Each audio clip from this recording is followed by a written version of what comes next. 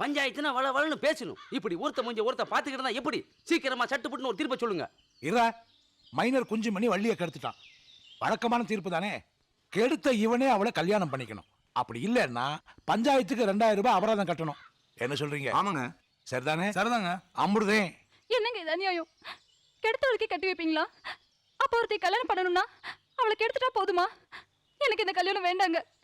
தயவு செய்து கேட்கிறேன், எனக்கு இந்த கல்யாணம் வேண்டாங்க. அட பாவிகளே, இப்படி அநியாயம் பண்ணீங்களே, இது கட்டி கேட்க ஒருத்தர் வரமாட்டானா? நாட்டாம தீர்ப்ப மாத்து. டேய் சாத்தப்பா, என் பேராண்டி சூப்பர் சுப்பு. இப்ப சீமையில இருந்து வந்துட்டேன். உங்களை தூள் கலப்ப போறேன். ஹாய் பாட்டி. ஏ பேராண்டி, நல்லா இருக்கியா? சுப்பு. யா, உன் மகன் கூப்பிடுறாரு, என்னன்னு கேட்டு வந்துடுறேன்.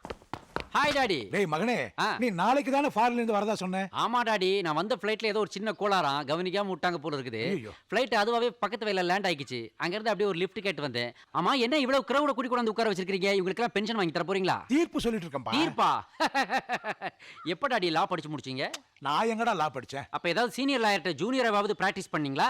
நான் எங்கடா அதெல்லாம் பண்ணேன்? இல்லனா பெஞ்ச் கோர்ட்ல டவாலியாவது இருந்திருக்கீங்களா? சும்மா இருங்க. பரம்பரையா நம்ம குடும்பம் தானே தீர்ப்பு சொல்லிட்டு வருது. ஓ.